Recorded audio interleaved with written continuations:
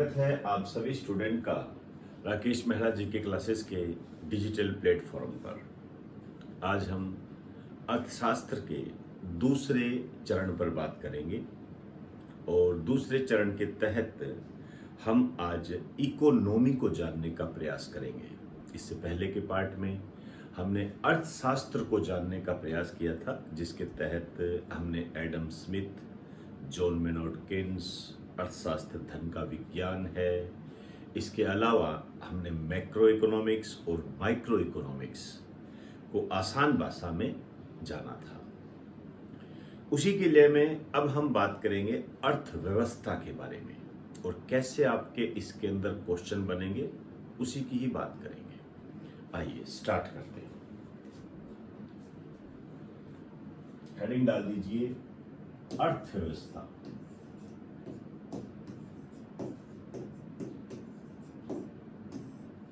इससे पहले हमने इकोनॉमिक्स की बात की थी, अर्थशास्त्र की बात की थी। अब हम अर्थव्यवस्था की बात करेंगे। इसको कहते हैं इकोनॉमी।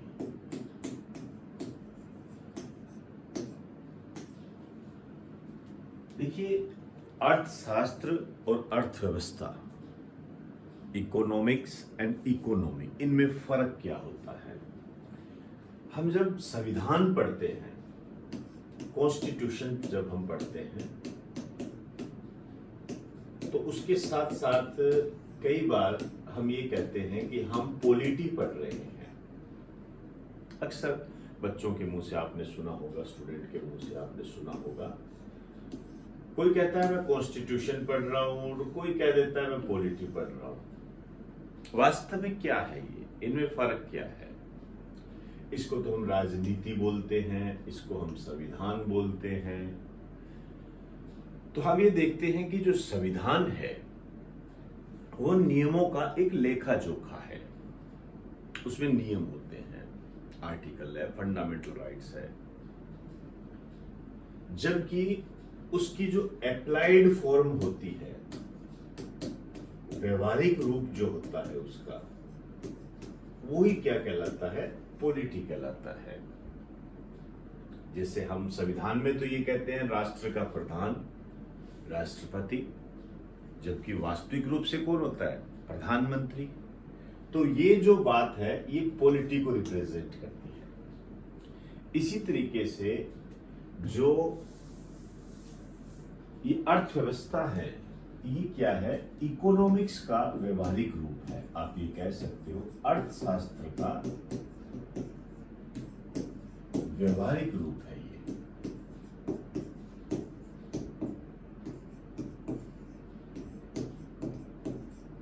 अर्थशास्त्र का व्यवहारिक रूप है। आप ये भी कह सकते हो इंग्लिश के अंदर अप्लाइड फॉर्म ऑफ इकोनॉमिक्स।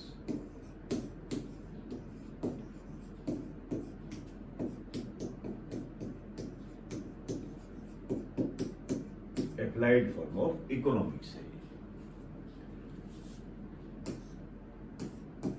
जहां इकोनॉमी की बात आती है, वहां पर आपने एक डॉक्यूमेंट का नाम सुना होगा, इकोनॉमिक सर्वे। इकोनॉमिक सर्वे, आर्थिक सर्वेक्षण, ये नाम आपने जरूर सुना होगा और हम साथ साथ इसके बारे में बात भी करते रहेंगे। लेकिन सबसे पहले मैं इकोनॉमिक सर्वे के बारे में आपको बताना चाहूंगा। ये होता क्या है, कौन जारी करता है, कब पेश किया जाता है, ये एक्सेट्रा जो भी इस संबंध में जो सवाल पैदा होते हैं। एक तो ये जो है महत्वपूर्ण वित्तीय दस्तावेज है। ये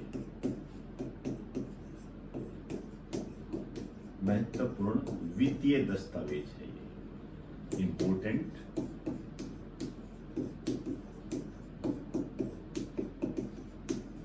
फाइनेंशियल डॉक्यूमेंट।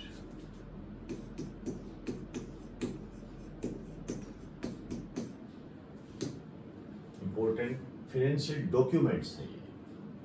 और यदि हम ये बात करें कि इनकी स्टार्टिंग कब हुई थी, कब इनको प्रारंभ किया गया था, ये जो डॉक्यूमेंट्स हैं इनका जो प्रारंभ किया गया था, ये प्रारंभ हुआ था 1950-51 में। 1950-51 में इनका प्रारंभ हुआ था। और ये जो है बजट से एक दिन पहले पेश किया जाता है। जब बजट पेश किया जाता है, बजट से एक दिन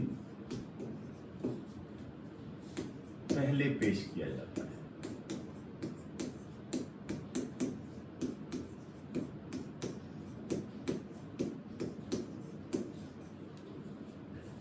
अब इसमें होता क्या है, बजट से एक दिन पहले पेश किया जाता है, तो इसमें यह होता है कि पिछले साल की अर्थव्यवस्था की स्थिति के बारे में बताया जाता है। मतलब पिछले साल हमने क्या किया था, इसमें ये बताते हैं। एक लाइन लिख सकते हो इसमें, पिछले वर्ष की अर्थव्यवस्था की स्थिति के बारे में बताया जाता है। भाई हमने क्या किया था, क्या प्राप्त किया हमने।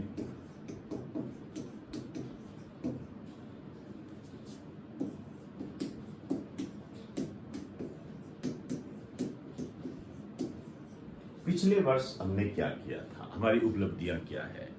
और अब आप देखिए, जैसे बजट से एक दिन पहले पेश किया जाता है, तो बजट क्या बताता है, हम इस साल क्या करेंगे। दोबारा सुनिए मेरी बात को। इकोनॉमिक सर्वे हमें यह बताता है कि हमने पिछले वर्ष क्या किया। क्लियर? पिछले वर्ष की अर्थव्यवस्था की स्थिति के बारे में बताता है, जबकि बजट हमें यह बताता है कि इस साल हम क्या करने वाले हैं। इसे आप भली भांति जानते हो। हाँ, एक बात और कहना चाहूंगा,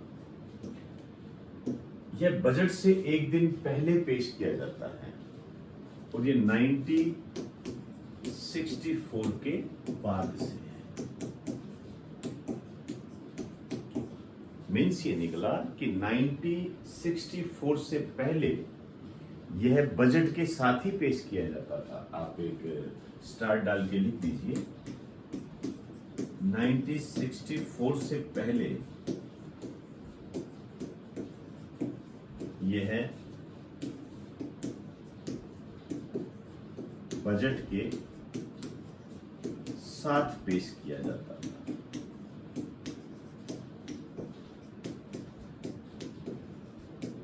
अब मेरी बात आप समझ गए, ठीक है ना। कुछ फैक्ट्स है, 1950-51 में इसको स्टार्ट किया और 1965 तक, सॉरी 1964 तक हम इसे बजट के साथ ही पेश करते रहे। फिर 1964 के बाद में हम इसको अलग से बजट से पहले पेश करने लगे। क्या होता है, इसके अंदर पिछले वर्ष की अर्थव्यवस्था की स्थिति होती है। बजट में क्या होता है, बजट हमें यह बताता है कि इस वर्ष हम क्या करेंगे। एक लाइन लिख दीजिए, बजट हमें यह बताता है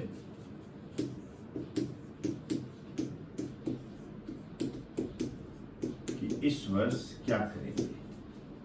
बहुत आसान भाषा में हम बताने का प्रयास कर रहा हूं।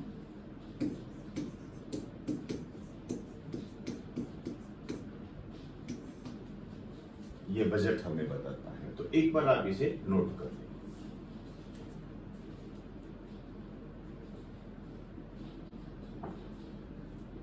अब ये बात आती है कि ये जो इकोनॉमिक सर्वे है, इसको तैयार कौन करता है।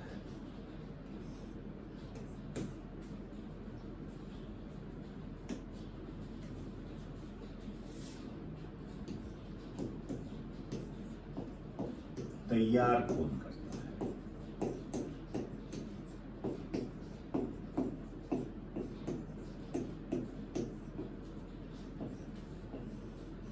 इससे संबंधित एक डिपार्टमेंट होता है,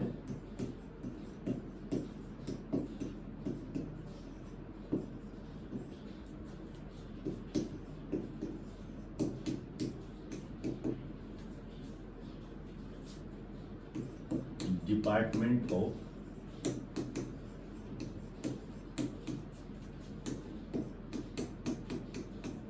इकोनॉमिक अफेयर्स। सकते हो कि आर्थिक मामलों का विभाग, ये डिपार्टमेंट होता है।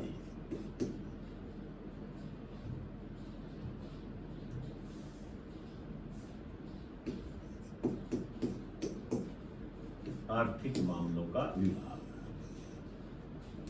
अब देखिए, इसकी दो बातें हमें पता होनी चाहिए। कौन कौन सी? एक तो हमें यह पता होना चाहिए कि यह किस मिनिस्ट्री के तहत आता है। मिनिस्ट्री कौन सी है? वैसे तो देखिए सीधा पता लग रहा है आपको, फिनेंस मिनिस्ट्री, वित्त मंत्रालय।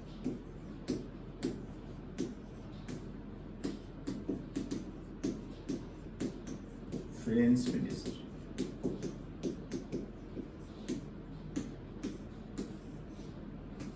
ये दूसरा, हमें ये पता होना चाहिए कि इसका हेड क्या कहलाता है। इसका जो हेड है उसे हम क्या कहते हैं? इसके हेड को कहा जाता है chief economic adviser. Chief economic adviser, आप हिंदी में कह सकते हो मुख्य आर्थिक सलाहकार। मुख्य आर्थिक सलाहकार आप इसे कह सकते हो। अब आपको ये पता होना चाहिए कि जैसे मैं आज की बात करूं, ठीक है ना, तो आज वित्त मंत्री कौन है?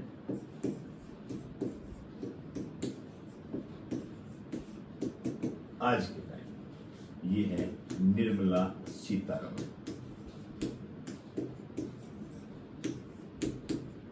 निर्मला सीतारमण है। आपको यहां लिखना पड़ेगा ये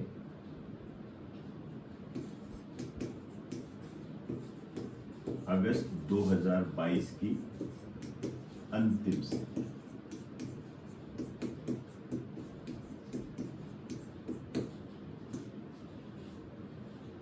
अगस्त 2022 की अंतिम स्थिति। अब जैसे ये बदल जाए तो आपको इस नोट्स में ये बात बदलनी है।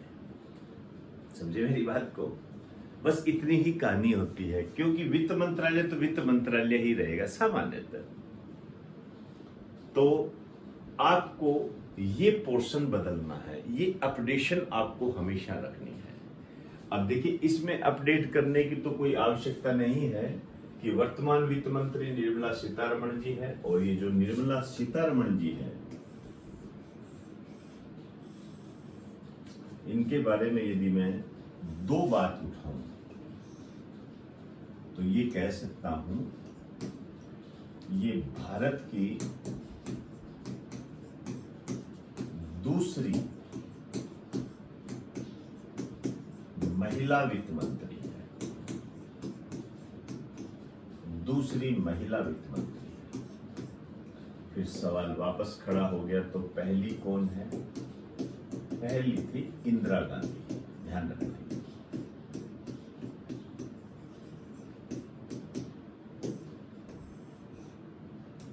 इंदिरा गांधी पहली वित्त मंत्री थी भारत की। हालांकि इसके पास प्रधानमंत्री का कार्यभार भी साथ में था। आप ये कह सकते हो ये प्रधानमंत्री के साथ साथ वित्त मंत्री भी थी। तो कई बार आपको बुक्स में ऐसे मिल जाता है कि स्वतंत्र रूप से वित्त मंत्री बनने वाली पहली महिला कौन थी, स्वतंत्र रूप से, तो फिर निर्मला सीतारमण जी आ जाता है। लेकिन दरअसल वित्त मंत्री की जब हम बात करेंगे तो हम इन शब्दों में ना उलझें तो ज्यादा बेहतर होता है। और वैसे क्लियर है सारी चीजें, कोई समस्या वाली बात नहीं है। निर्मला सीतारमण जी दूसरी महिला वित्त मंत्री है और पहली इंदिरा गांधी है। अब इसको तो जैसे जैसे अपडेशन चलता रहे आप करते रहे, और इसको तो देखिए बदल ही नहीं सकते, ये तो आप जानते ही हो, पहली तो पहली है। इसी तरीके से जैसे हम यहां देखें चीफ इकोनॉमिक एडवाइजर कौन है, तो चीफ इकोनॉमिक एडवाइजर है वी अनंत नागेश्वरन, वी अनंत नागेश्वरन। अब ये जो है ये भी आप अपडेट हमेशा रखिए। मैं बता देता हूं, अगस्त 2022 की अंतिम तिथि।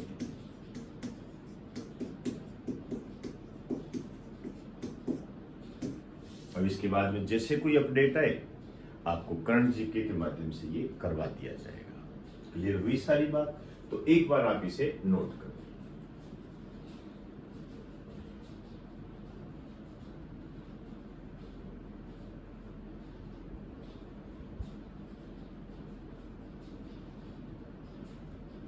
अब हम बात करेंगे इकोनॉमी के प्रकार पर, टाइप ऑफ इकोनॉमी। आइए स्टार्ट करते हैं।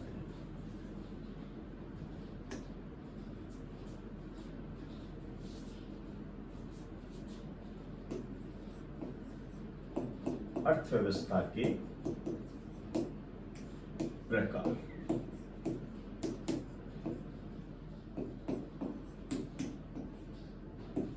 Types of economy.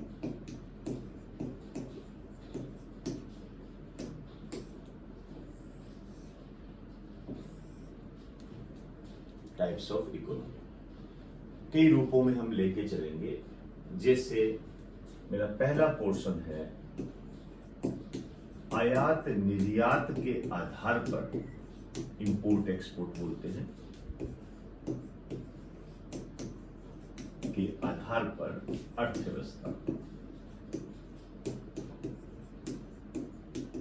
Economy based on import export.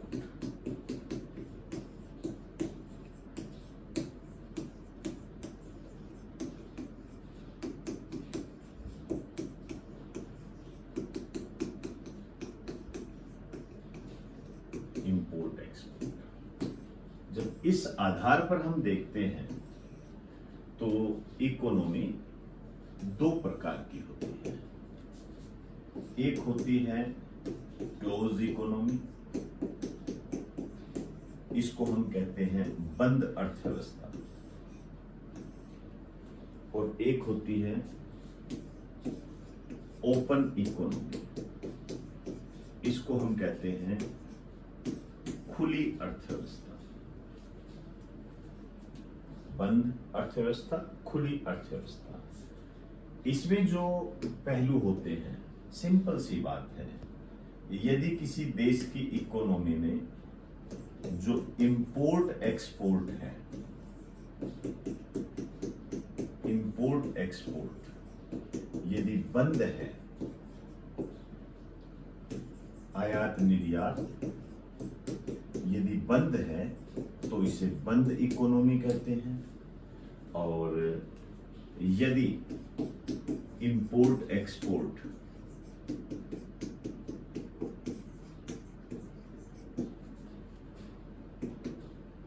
खुला है, ओपन है, तो इसे ओपन इकोनॉमी, खुली अर्थव्यवस्था कहते हैं। ये क्वेश्चन आए हुए हैं, ध्यान रखना, आए हुए हैं। अभी एक क्वेश्चन करेंगे हम, एक बार आप इसे नोट कर लें।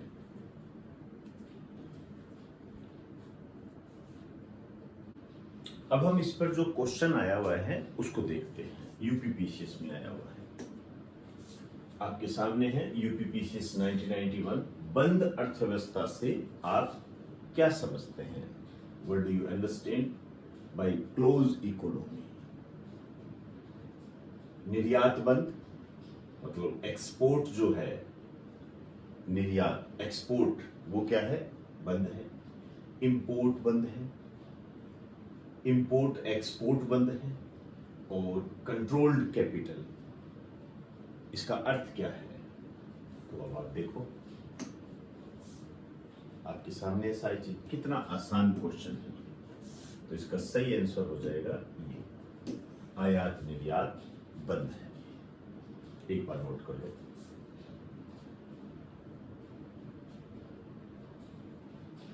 अब मैं बात करूंगा नियंत्रण के आधार पर अर्थव्यवस्था, वो कितने प्रकार की होती है।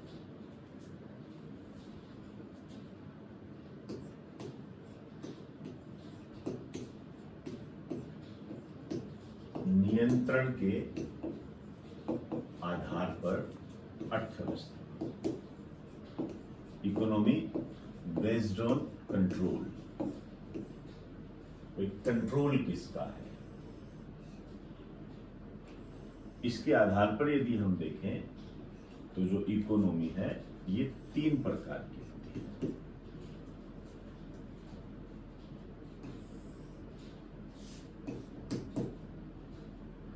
तीन प्रकार की इकोनॉमी होती है। यहां थोड़ी जगह छोड़ना।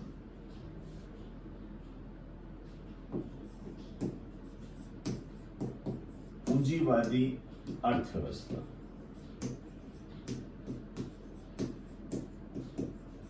पूंजीवादी अर्थव्यवस्था इसको बोलते हैं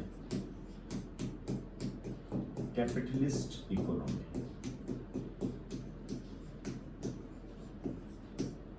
कैपिटलिस्ट इकोनॉमी, आप इसको सीई भी कह सकते हो। दूसरी होती है समाजवादी अर्थव्यवस्था,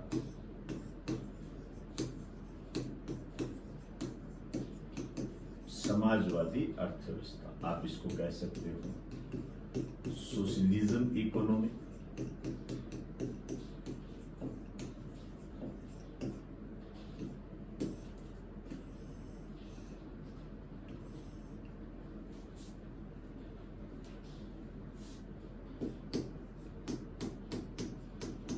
मिश्रित अर्थव्यवस्था,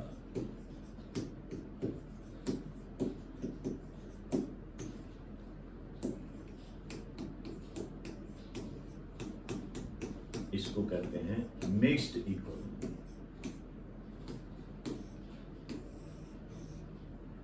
मिक्स्ड इकोनॉमी कहते हैं इसको। क्लियर? आइए साथ साथ करते हैं इसको। वैसे देखिए शॉर्ट में सीई कह सकते हो, एसई कह सकते हो, उसको एमई कह सकते हो। जनक मतलब father, father of capitalist economy ये है एडम स्मिथ। एडम स्मिथ है ये। और समाजवादी अर्थव्यवस्था के जनक, फादर ऑफ सोशलिज्म इकोनॉमी, ये है कार्ल मार्क्स। Karl Marx. और फादर ऑफ मिक्स्ड इकोनॉमी, मिश्रित अर्थव्यवस्था के जनक, ये है John Maynard Keynes. John Maynard Keynes. अब इनके बारे में हम कुछ बातें करेंगे। एडम स्मिथ के बारे में इससे पहले मैंने 3 बातें की हैं आपके साथ। फादर ऑफ इकोनॉमिक्स, अर्थशास्त्र धन का विज्ञान है, और एक वेल्थ ऑफ नेशन पहले पार्ट में मैंने आपको बताया था। यहां मैं थोड़ी अलग बात करूंगा। जैसे मैं इनकी बात करने जा रहा हूं कि इन्होंने एक सिद्धांत दिया था, एक थ्योरी दी थी, उसका नाम था आर्थिक क्रियाओं का सिद्धांत। डायरेक्ट क्वेश्चन आ जाता है कि आर्थिक क्रियाओं का सिद्धांत किसने दिया था? प्रिंसिपल ऑफ इकोनॉमिक एक्टिविटी ये भी कह सकते हो, थ्योरी ऑफ इकोनॉमिक एक्टिविटी ये भी आप कह सकते हो।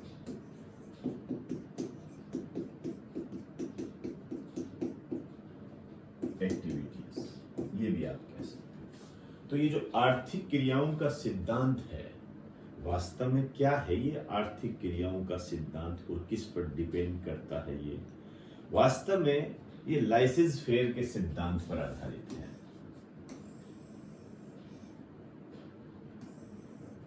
इसके नीचे लिखिए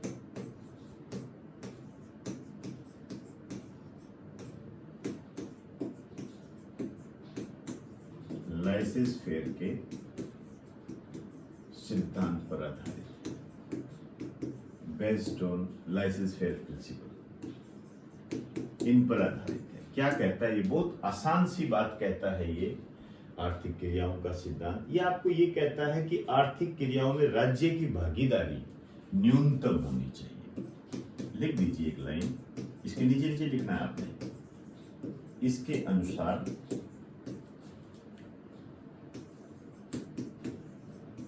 आर्थिक क्रियाओं में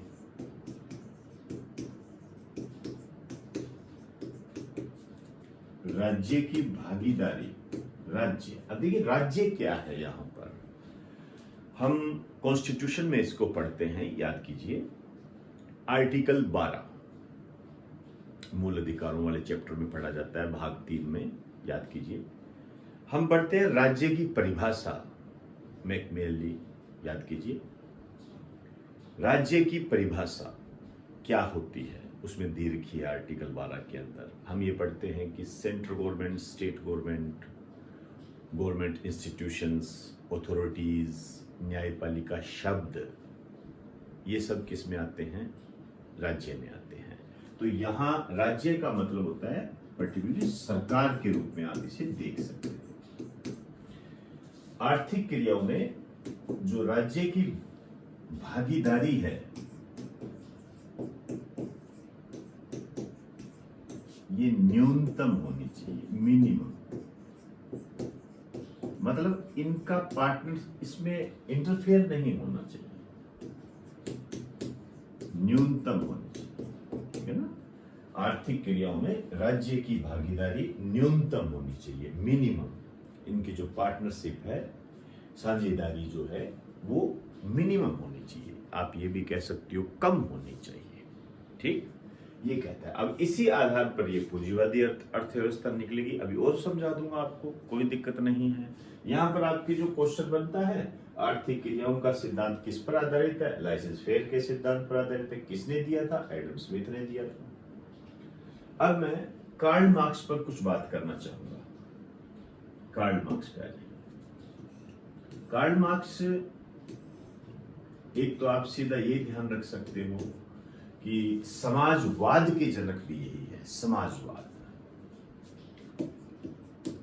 समाजवाद के जनक,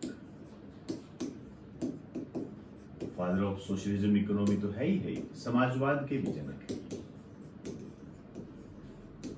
फादर ऑफ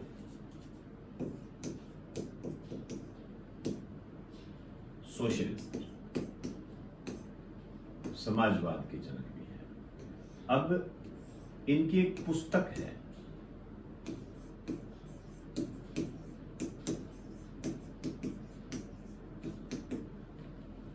इनकी एक पुस्तक है दास कैपिटल।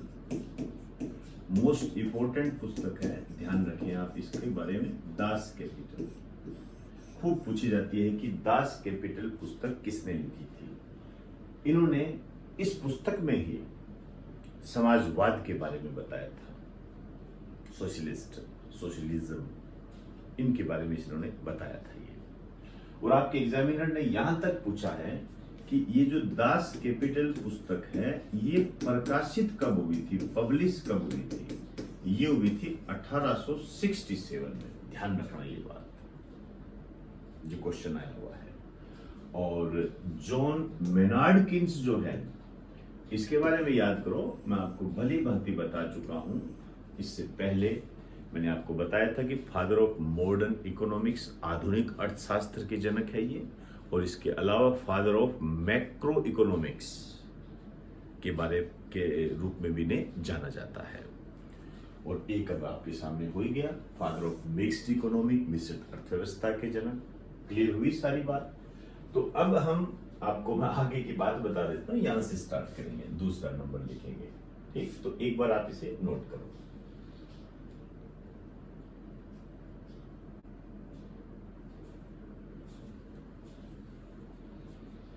यहां से स्टार्ट करेंगे, ठीक है ना। मैं थोड़ा बता देता हूं आपको, आप कंफ्यूज मत हो जाए। यहां से लिखेंगे। ऊपर आपके CE, SE, ME मैं लिख देता हूं। CE जो कैपिटलिस्ट इकोनॉमी, बहुत सिस्टमेटिक चलना है, ऐसे नहीं कि जो आया वही किए जा रहे हैं। समझ रहे हो ना मेरी बात को? ऐसे नहीं करना, बहुत ही सिस्टमेटिक तरीके से, आसान भाषा में समझने का प्रयास, जल्दबाजी नहीं करनी किसी बात में। अन्य नाम, मतलब इन अर्थव्यवस्थाओं के अन्य नाम क्या है, आ जाइए। एक तो इसको कहते हैं बाजार अर्थव्यवस्था।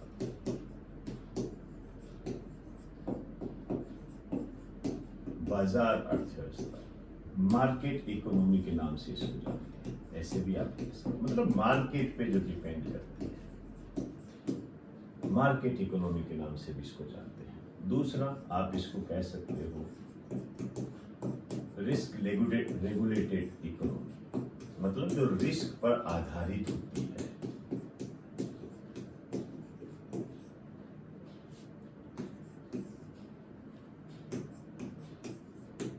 सर्वाधिक लोकतांत्रिक अर्थव्यवस्था, सब बता दूंगा, टेंशन मत रखिए।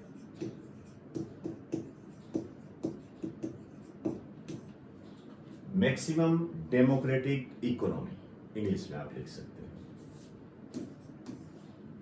सर्वाधिक प्राकृतिक अर्थव्यवस्था, maximum natural economy.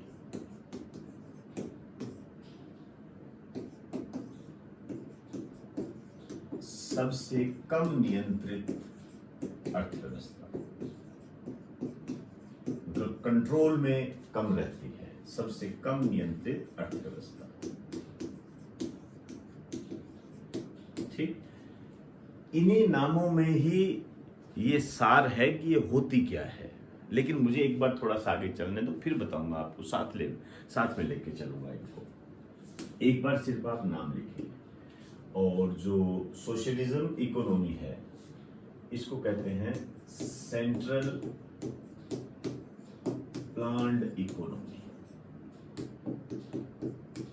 Central planned economy, केंद्रीय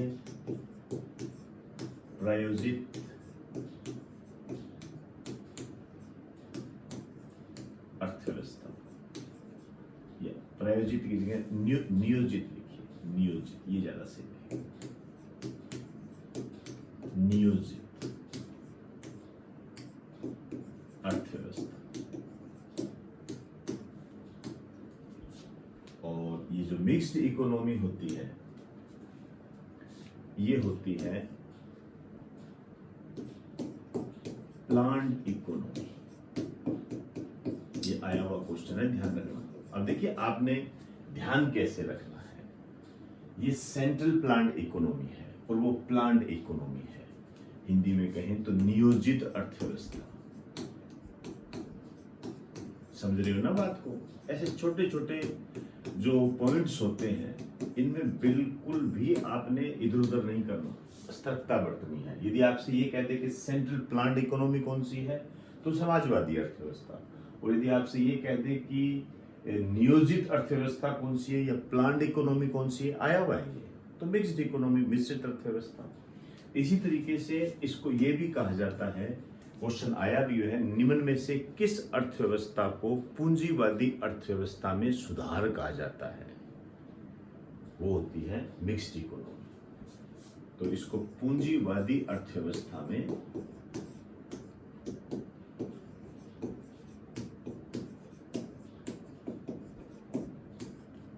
सुधार भी कहते हैं।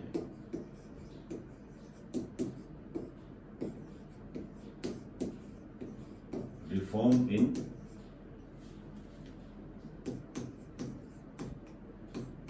कैपिटलिस्ट इकोनॉमी, ये भी इसे कहा जाता है। शायद मेरी बात को आप समझ गए होंगे, साथ साथ करते रहेंगे। एक बार आप इसे नोट कर लें।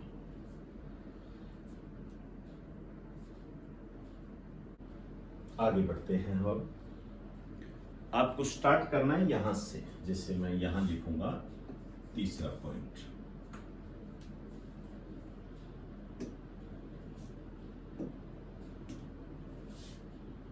वापस लिख देता हूं, कैपिटलिस्ट इकोनॉमी, सोशलिस्ट इकोनॉमी और मिक्स्ड इकोनॉमी।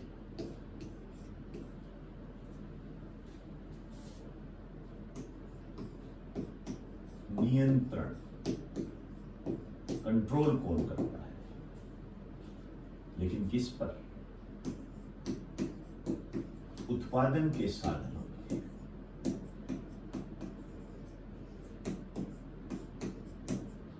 उत्पादन के साधनों पर नियंत्रण कौन करता है? तो उत्पादन के साधनों पर पूंजीवादी अर्थव्यवस्था में जो नियंत्रण करता है वो तो करता है निजी क्षेत्र, आप कह सकते हो प्राइवेट सेक्टर।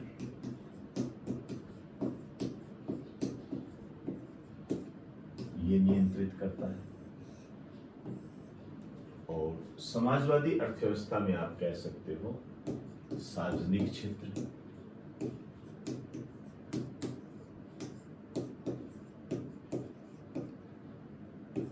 Public sector.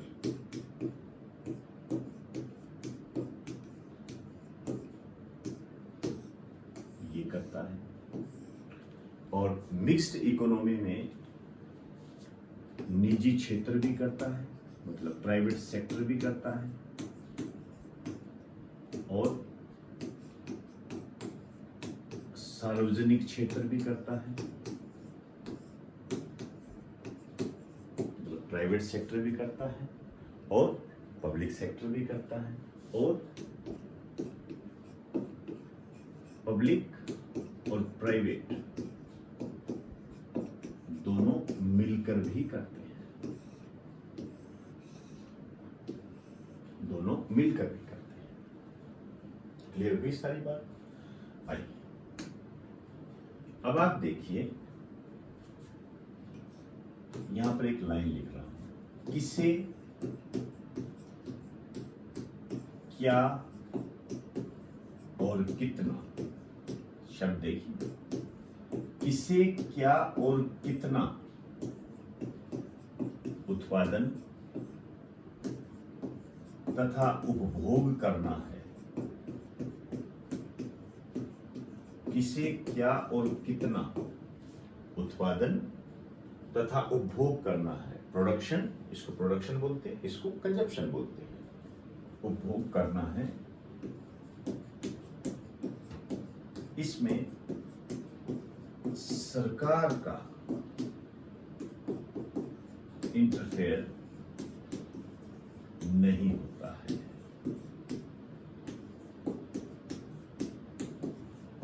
सरकार का इंटरफेयर नहीं होता है। किसे क्या और कितना उत्पादन और उपभोग करना है। उत्पादन मतलब प्रोडक्शन, प्रोडक्शन, और उपभोग मतलब कंजप्शन, आप जानते हो।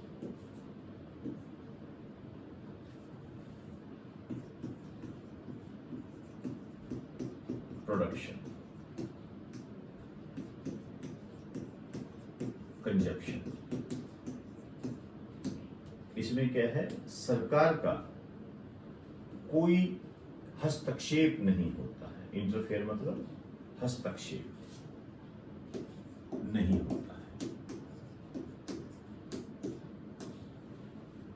जैसे हम इंडिया की बात करें तो इंटरफेयर होता है। अफीम की खेती आप सरकार की इजाजत के बगैर नहीं कर सकते। प्रोडक्शन आप कितना करोगे, कितना आप स्टोर करोगे, ये सरकार के दायरे में होता है, जबकि यहां नहीं, यहां सब खुला।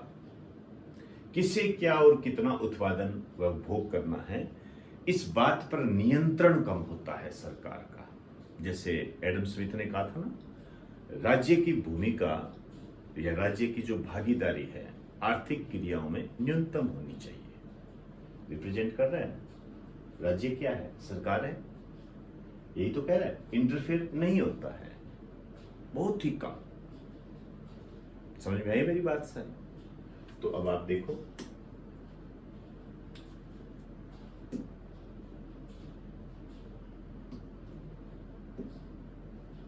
ये देखो, आर्थिक क्रियाओं का सिद्धांत लाइसेंस फेयर के सिद्धांत पर आधारित, इसके अनुसार आर्थिक क्रियाओं में राज्य की भागीदारी न्यूनतम होती है। यही तो कह रहे हैं कि उत्पादन व उपभोग किसे क्या और कितना करना है, इन पर राज्य की भागीदारी न्यूनतम है।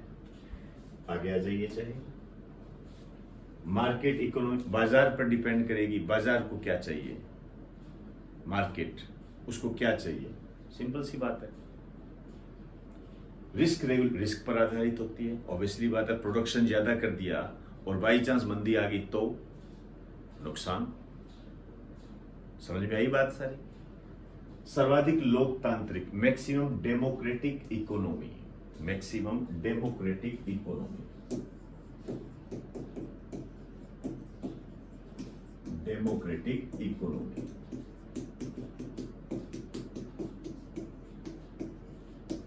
लोगों, डेमोक्रेटिक क्या होती है, लोकतंत्र क्या होता है, जनता पर, तो जनता पे डिपेंड कर रही है, सरकार थोड़ी इंटरफेयर कर रही है। मैक्सिमम नेचुरल इकोनॉमी, ऑब्वियसली बात है, एक कहते हैं ना, ये तो नेचुरली है यार, ये तो कॉमन सेंस की बात है, नेचुरली है। जो जितनी मेहनत करेगा, जो जितना मेहनत करेगा उतना कमाएगा। मैं अपनी कमाई दूसरों को क्यों दूं भाई? ऑब्वियसली बात है, मैं काम कर रहा हूं तो मेरे पे कंट्रोल क्यों करे कोई कि तेरे को ये नहीं बनाना, तेरे को इतना नहीं बनाना। अब मेरे को कोई कह दे कि आप इतना इतना पढ़ाओगे, इतना नहीं पढ़ाओगे, समझ में आई बात सारी? तो ये नेचुरल चीज है, सबसे कम नियंत्रित, कंट्रोल्ड नहीं होती है ये, ठीक है ना? इस पर किसी का नियंत्रण नहीं होता, यही तो बात कह रहे हैं। अब आइए, इधर हो गया सारा। अब इसका क्या है, देखो,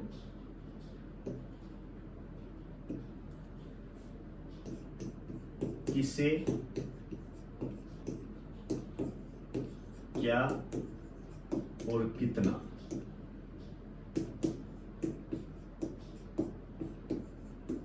उत्पादन तथा उपभोग करना है,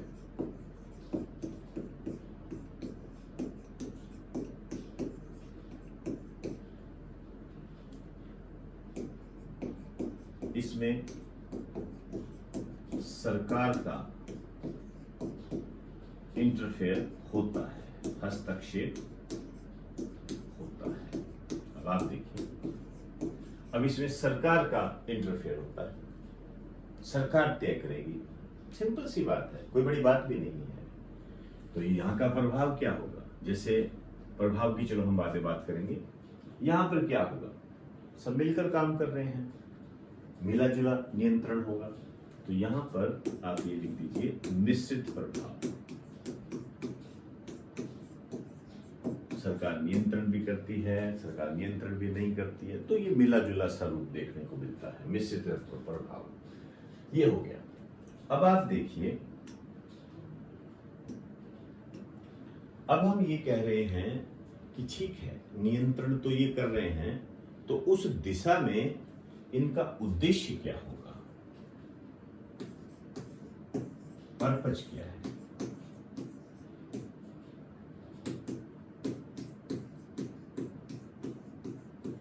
उद्देश्य क्या होगा? अब आप देखिए, निजी क्षेत्र है, प्राइवेट सेक्टर और पब्लिक सेक्टर हो गया। आप ऐसे बताओ मुझे, जैसे एक सरकारी बस है, ठीक है ना, एक सरकारी बस है, वो किसी बस स्टैंड से चली, ठीक है, जैसे हम जयपुर की बात करते हैं, तो सिंधी कैंप से एक बस चली भरतपुर के लिए, सिंधी कैंप से एक बस चली, सरकारी बस है, भरतपुर के लिए। अब उस बस स्टैंड से एक भी सवारी नहीं बैठी, एक भी सवारी नहीं बैठी, तो क्या बस चलेगी? विचार करें, तो क्या बस चलेगी? एक भी सवारी नहीं बैठी उसके अंदर, तो क्या बस चलेगी? क्या बिल्कुल चलेगी बस। इसका मतलब पब्लिक वेलफेयर की तरफ ध्यान है। लेकिन अब उल्टा कर दो, यदि बस प्राइवेट हो तो क्या चलेगी? बिल्कुल भी नहीं चलेगी। फिर वो या तो सवारियों को एडजस्ट कर दिया जाएगा, या कह देंगे आज बस नहीं जाएगी, ऐसे ही होता है ना। बस यही बात बताने जा रहा हूं। इसका उद्देश्य तो होता है लाभ कमाना, लाभ अर्जन, मतलब प्रॉफिट कमाना, इसका उद्देश्य होता है। और इसका उद्देश्य होता है जन कल्याण,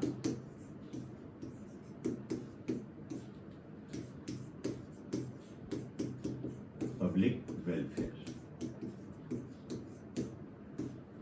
और इस इसमें दोनों ही होते हैं, जन कल्याण भी होता है और लाभ अर्जन भी होता है, लाभ कमाना भी होता है। इसमें दोनों होते हैं। एक बार आप इसे नोट कर लें।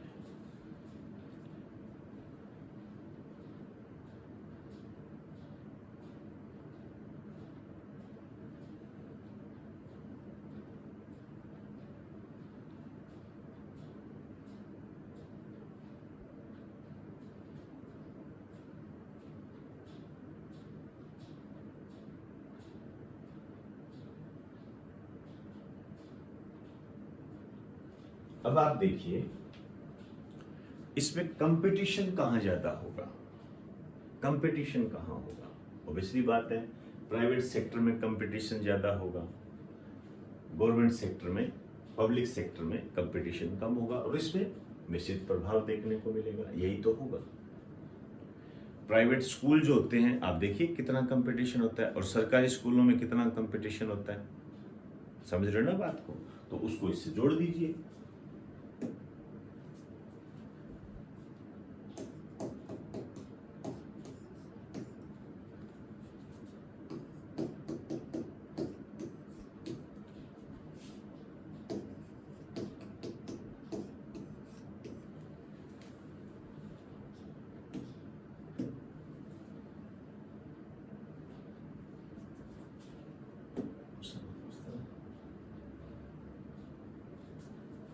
पांचवा लिखिए प्रतियोगिता,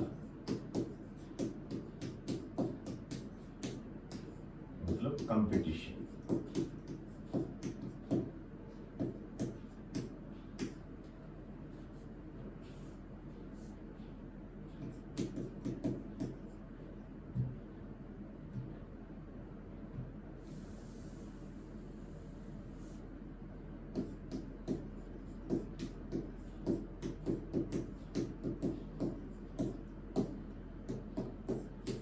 प्रेजेंट होता है, इसमें एब्सेंट होता है और इसमें मिश्रित प्रभाव देखने को मिलता है।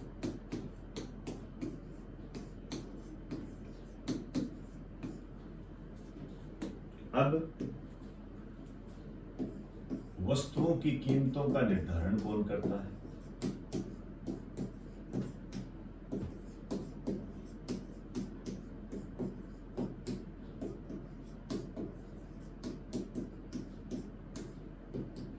अब आप आराम से समझ जाओगे इसको। निजी क्षेत्र करता है और ये सार्वजनिक क्षेत्र करता है। ऑब्वियसली बात है, यही करेगा, सरकारी तो करेगी और इसमें मिश्रित प्रभाव देखने को मिलता है।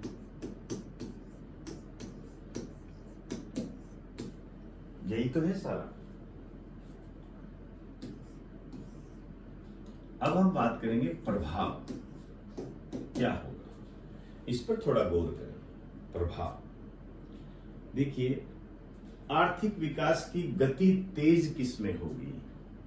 आर्थिक विकास की गति तेज किसमें होगी? ऑब्वियसली बात है, ये जो पूंजीवादी अर्थव्यवस्था है ये तो लाभ कमाना चाहती है, तो आर्थिक विकास किसमें ज्यादा होगा? इसमें।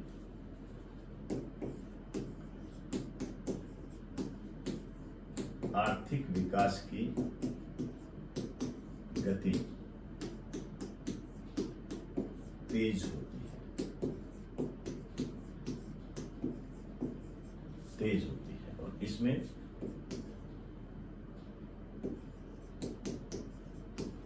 आर्थिक विकास की गति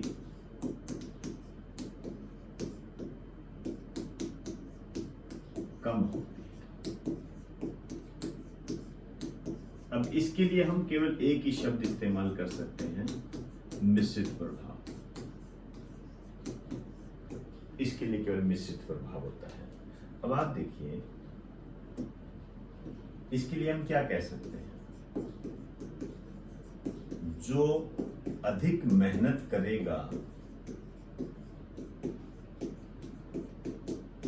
वह अधिक कमाएगा। बस यही कहानी है, और क्या है? जो अधिक मेहनत करेगा वो अधिक कमाएगा। अब इसमें क्या है, जीडीपी भी ज्यादा होगी और इसमें जीडीपी क्या होगी, कम, क्योंकि हम यहाँ पर पब्लिक वेलफेयर का ध्यान रख रहे हैं। मैंने बस का एग्जांपल दिया, बस चलेगी चाहे एक ही सवारी ना बैठे। और इसके अंदर जीवन में आप ये कह सकते हो prosperity in life,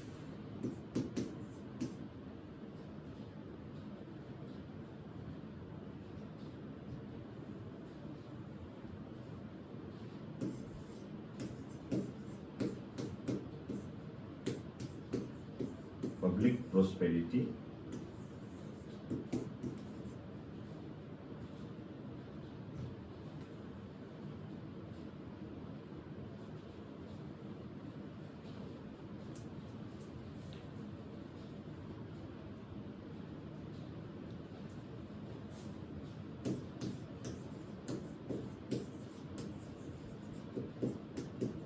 prosperity in public life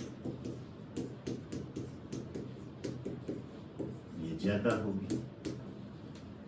मतलब लोगों के जीवन में जो समृद्धि है, समृद्धि बोलते हैं, वो ज्यादा होगी। और इसमें कैसी होगी, कम होगी। लेकिन इसमें एक सबसे वीक पॉइंट होता है, वो ये है कि आर्थिक मंदी की समस्या ज्यादा रहती है।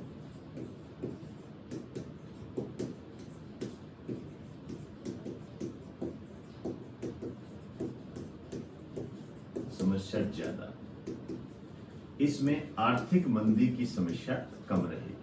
आर्थिक मंदी मतलब, आर्थिक मंदी का मतलब होता है, मैं यहाँ पे इसका इंग्लिश वर्ड बता देता हूँ, इकोनॉमिक रिसेशन।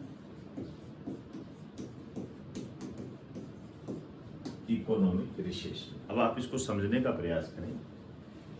हम ये कह रहे हैं कि पूंजीवादी अर्थव्यवस्था का लक्षण कह दो, प्रभाव कह दो, क्या होगा।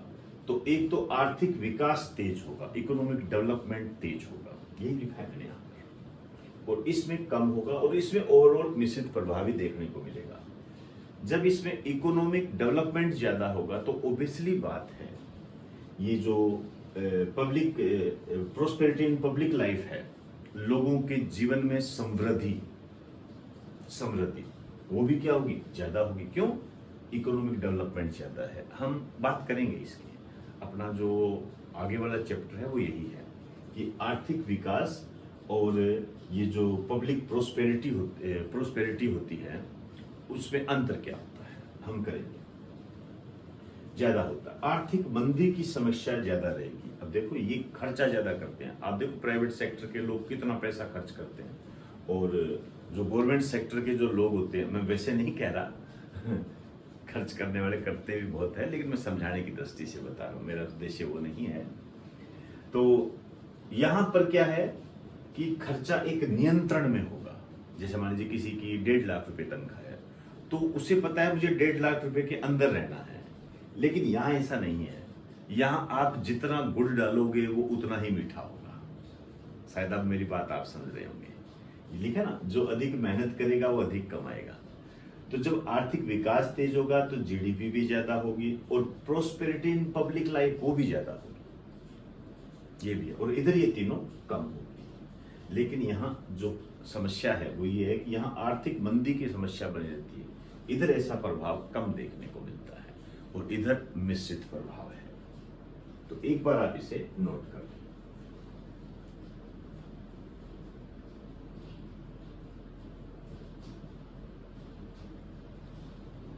अब मैं बात करूंगा ये किन किन देशों में है। अब आप समझ तो गए होंगे, संबंधित देश। यदि पूंजीवादी अर्थव्यवस्था की मैं बात करूं तो अमेरिका का नाम टॉप पर आता है। अमेरिका हो गया, कनाडा हो गया, ये इसमें अमेरिका, कनाडा, ऑस्ट्रेलिया,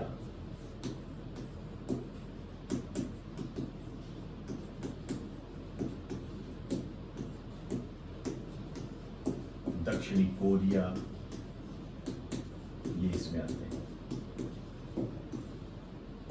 और यदि हम कहें सोशलिस्ट इकोनॉमी, इसके अंदर जो चाइना का नाम सबसे ऊपर आता है, रशिया, वियतनाम, ये आपको देखने को मिलेंगे। क्यूबा, उत्तरी कोरिया, ये कुछ नाम एग्जाम्पल के रूप में आपको मिलेंगे। मिक्स्ड इकोनॉमी, इसमें सबसे महत्वपूर्ण है भारत, इंडिया। बहुत बार पूछा जाता है कि भारत में कौन सी अर्थव्यवस्था है, निश्चित अर्थव्यवस्था है। भारत के साथ जो है नॉर्वे, स्वीडन, इनमें आपको ये स्थिति देखने को मिलेगी, मिश्रित अर्थव्यवस्था। तो नॉर्मल फैक्ट्स हैं, नोट करिए।